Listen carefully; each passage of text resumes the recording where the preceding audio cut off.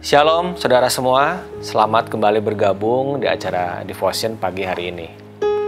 Saya akan buka dengan sebuah cerita. Sebut saja ada seorang pemilik kedai kopi. Nama kedai kopinya adalah Kedai Kopi Era Pandemi. Ya, karena kedai kopi ini ada di saat-saat sekarang, di musim-musim pandemi seperti ini. Nah, yang menarik adalah kedai kopi ini melakukan hal yang cukup berbeda. Nah, apa yang mereka lakukan? Jadi karena tidak bisa dine in, banyak sekali pesanan-pesanan yang akhirnya melalui aplikasi online.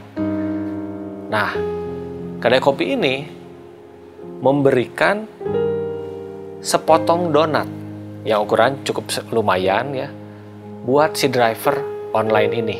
Jadi bukan yang membeli, tapi buat driver online. Setiap pembelian mereka akan berikan satu buah donat. Nah, jadi bisa dilihat betapa senangnya para driver online ini ketika mendapat pesanan dari kedai kopi ini. Nah, ketika ditanya kepada sang pemilik kedai ini, kenapa dia melakukan hal ini? Dan yang menarik adalah, begini dia menjawab. Saya mendapat impresi sepertinya Tuhan berbicara buat saya untuk saya melakukan hal ini. Karena di saat-saat seperti ini, dia ingin memberi semangat kepada para driver online ini. Dan yang lain adalah donat. Donat ini dibikin oleh temannya.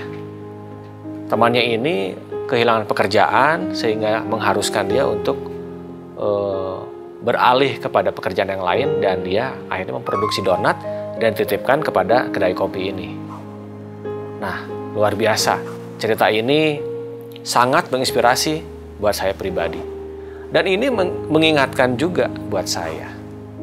Di era seperti ini, di musim yang saya percaya sesuatu yang gak mudah buat kita semua. Bukan hanya sebagian orang, tapi kita semua.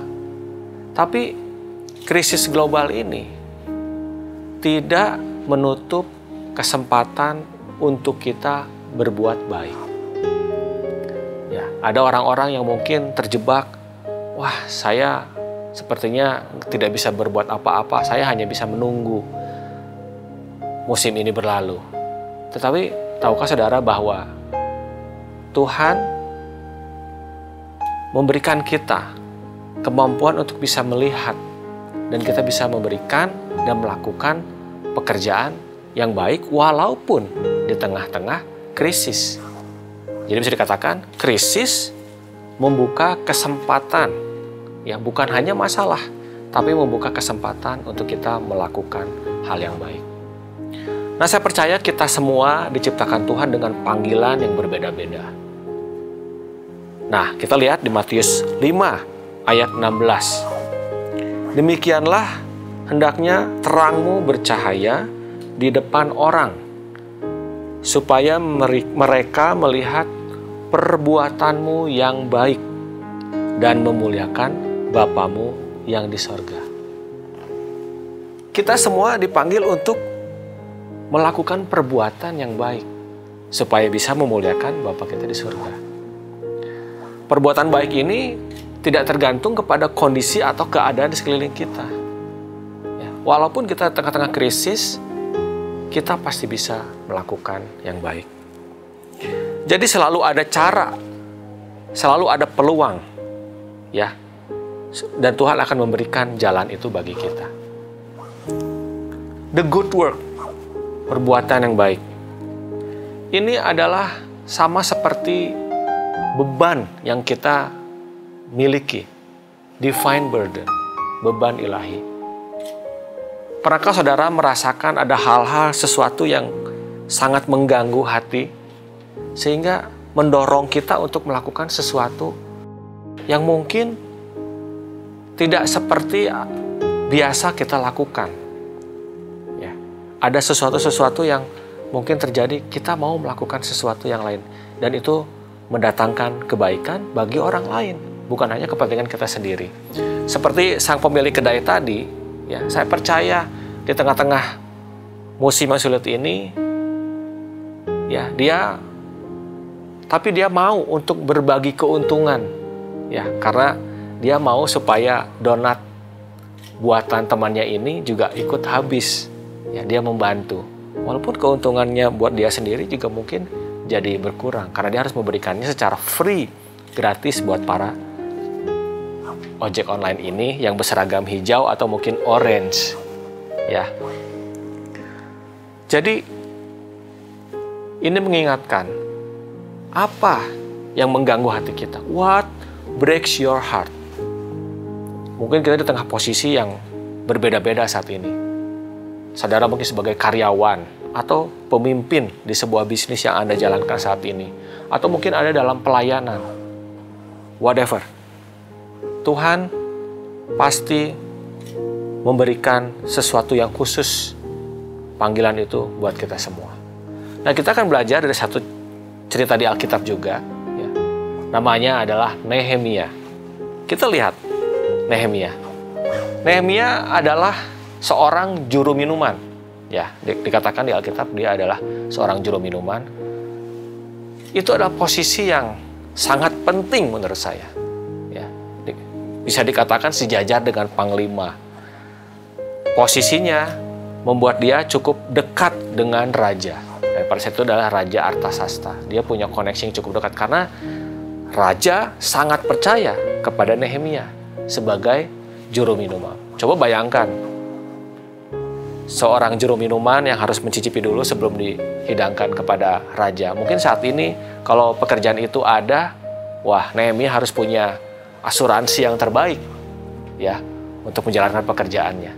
Tapi luar biasa Nehemia ada di posisi itu. Tapi yang menarik adalah Nehemia mempunyai panggilan. Ya, pada akhirnya kita lihat bahwa dia mau untuk membangun kembali tembok Yerusalem yang pada saat itu dalam keadaan yang porak-poranda. Pintu gerbangnya terbakar, ya, tidak ada proteksi, tidak ada sistem pemerintahan, tidak ada pemimpin bahkan tidak ada harapan bagi Yerusalem. Dan ketika Nehemia mendapatkan kabar itu dari Hanani, saudaranya, hatinya hancur, saudara.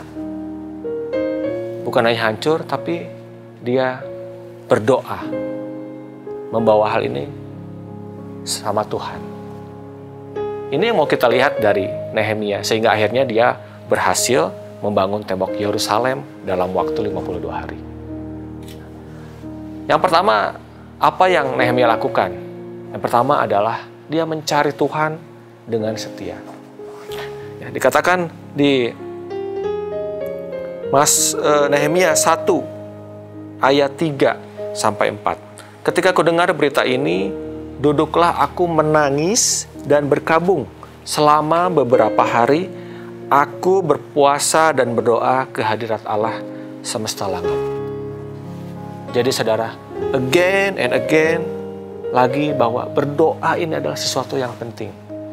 Ketika kita mau menjalankan apa yang menjadi panggilan Tuhan, apa yang menjadi burden dalam hati kita harus bawa kepada Tuhan. Bukan kita membabi buta, melakukan tindakan sesuai dengan apa yang kita pikirkan. Tetapi Nehemia berbuat sesuatu yang berbeda. Dia bawa kepada Tuhan. Dan Nehemia melakukan hal ini, kalau kita lihat baca di Nehemia ini, selama 4 bulan. Saya katakan sekali lagi, 4 bulan. Bukan 1, bukan 2, 3, tapi 4 bulan. Nehemia 2 ayat 1 dikatakan pada bulan Nisan tahun ke-20 pemerintahan Raja Artasasta. Ketika menjadi tugasku untuk menyediakan anggur, aku mengangkat anggur dan menyampaikan kepada raja. Ya, dikatakan pada bulan Nisan dia akhirnya menyampaikan apa yang menjadi burdennya kepada sang raja. Tapi pertama kali dia mendengar kabar itu, ketika dia mulai tergerak hatinya, ketika dia mendapat kabar dari Hanani, itu di bulan Kisleu. Ya, di Nehemia 1 dikatakan di bulan Kisleu. Nah, bulan Kisleu ini adalah sekitar pertengahan bulan November atau Desember. Dan dia mulai mengatakan hal ini kepada raja di bulan Nisan. itu sekitar bulan Maret atau April. Jadi ada 4 bulan dia berdoa, berpuasa, dia menangis, dia terganggu, mungkin gak bisa tidur, memikirkan keadaan rakyat di Yerusalem yang tidak ada harapan. Nah, selama itu dia terus berdoa, sehingga akhirnya dia bawa itu kepada Tuhan. Oke, kita lihat bahwa gaya hidup Nehemia yang ada dalam hubungan intim dengan Tuhan membawa dia menjadi peka, menjadi aware. Sehingga ketika ditanya sang raja, kenapa mukamu muram? Kenapa engkau sedih? Sebelum dia menjawab, dia berdoa dulu, saudara-saudara. Dia nggak langsung jawab, Tuhan, aku berdoa, aku mau menjawab sesuatu kepada sang raja. Dan hal inilah yang perlu kita miliki, gaya hidup seperti ini. Sehingga pada saat dia menjawab, ya, keadaan Yerusalem mengganggu hatiku. Utuslah aku untuk membangun tembok. Dan dari situ dimulailah misinya Nehemia untuk membangun tembok Yerusalem. Jadi waktu kita mengandung panggilan Tuhan, kita nggak tahu. Masing-masing ada dalam posisi kita masing-masing, mungkin kepercayaan yang Tuhan taruh dalam kehidupan kita. Apakah kita karyawan atau kita menjalankan bisnis. Ada hal-hal yang Tuhan mau kita supaya lakukan lebih lagi. Bukan untuk kenyamanan kita sendiri. Bukan untuk kepentingan kita, tapi kepentingan orang lain. Karena saya percaya setiap panggilan yang Tuhan berikan kepada kita juga untuk perbuatan baik bagi orang lain. Ya, kita lihat Nehemia meninggalkan kenyamanannya. Dia rela untuk bangun tembok Yeriko, meninggalkan setiap posisi yang harus dikerjakan. Karena waktu itu posisinya dia cukup nyaman sebagai juru minuman di istana, tapi dia mau meninggalkan. Nah, ini yang luar biasa Nehemia miliki. Jadi yang pertama, mari kita bawa setiap apapun yang muncul dalam hati kita, apa yang membuat hati kita hancur, bawa kepada doa-doa kita di dalam Tuhan. Lalu yang kedua, apa yang Nehemia lakukan? Yang kedua adalah dia tahu visinya dengan jelas. Clarity. Jadi temukan visi dengan jelas, saudara. Nehemia 2, sekali lagi ayat 4-5, saya akan bacakan yang ayat 5. Jika raja menganggap baik, ini adalah jawaban Nehemia ketika ditanya oleh Raja Artasasta. Jika raja menganggap baik dan berkenan kepada hambamu ini, utuslah aku ke Yehuda, ke kota pekuburan nenek moyangku, supaya aku membangunnya kembali. Saya garis bawahi di sini, utuslah aku. Dengan jelas, Nehemia bisa katakan kalimat itu. Dia tidak menceritakan yang berbelit-belit sama raja, tapi dia cukup jelas, utuslah aku supaya aku membangun ulang. Clarity, sangat penting. Dia dengan jelas supaya Tuhan melakukan hal itu. Jadi penting sekali buat kita bisa menetapkan visi kita dengan jelas. Mungkin saat ini saudara ada di dalam posisi pemimpin, atau mungkin sebagai karyawan, sebagai administrasi, sebagai salesman, atau sebagai supervisor, apapun itu. Gunakanlah setiap resource yang ada, yang saudara miliki, dan gunakanlah itu untuk menggenapi setiap panggilan yang khusus. Mungkin orang lain tidak melihatnya, ya. Hanya saudara yang melihatnya, dan Tuhan dengan kuat berbicara kepada saudara. Temukanlah itu supaya itu menjadi pegangan, supaya kita bisa memberikan pekerjaan yang baik seperti yang Nehemia lakukan. Dan tentu saja bukan untuk kepentingan kita sendiri, tapi juga untuk banyak orang, menjadi berkat dan terang di tengah-tengah kehidupan kita. Kita lihat di Nehemia 6 ayat 15, maka selesailah tembok itu pada tanggal 25 bulan Elul dalam waktu 52 hari. luar biasa. Nehemia bergerak. Dia memulai apa yang dia dapatkan ketika hatinya hancur, ketika hatinya breaks. Dia mau mengambil langkah. Mulai saja dulu. Mulai berdoa, mulai menemukan visi. Sehingga pada waktu berjalan, percayalah bahwa sama seperti Nehemia disertai oleh Tuhan dengan proteksi, dengan penyediaan. Bahkan ketika orang-orang menyerang dia, menghalangi dia, tetap Nehemia tetap berdiri karena dia tahu bahwa pekerjaan yang dilakukan adalah yang baik. Nah, mari saudara, kita kembali lagi kepada kehidupan kita masing-masing. What breaks your heart? Walaupun di tengah krisis, saya percaya ada hal-hal yang Tuhan sampaikan langsung ke dalam hati saudara. Saya akan tutup dengan cerita saya sendiri. Saya full timer sejak 2014. Puji Tuhan, mulai melayani secara sepenuh waktu dari 2014 sampai dengan hari ini bersama dengan istri saya. Tuhan assign saya melalui gembala senior kami untuk melayani, tidak hanya melayani di bidang musik, tapi juga melayani anak-anak muda waktu itu. Puji Tuhan, senior pastor assign kami untuk mengembalakan anak-anak muda. Dan seiring perjalanannya waktu, saya melihat ini yang luar biasa. Tuhan berikan impresi buat saya dan juga mungkin istri saya. Saya melihat bahwa orang-orang yang kami layani, orang-orang yang kami gembalakan, orang-orang yang kami muridkan, melalui perjalanan waktu, mereka mulai mendapatkan buahnya. Dan saya bisa katakan, anak-anak atau orang-orang yang dimuridkan dengan orang yang tidak dimuridkan, kami melihat ada perbedaan. Walaupun mungkin orang lain tidak melihat, tapi kami melihatnya.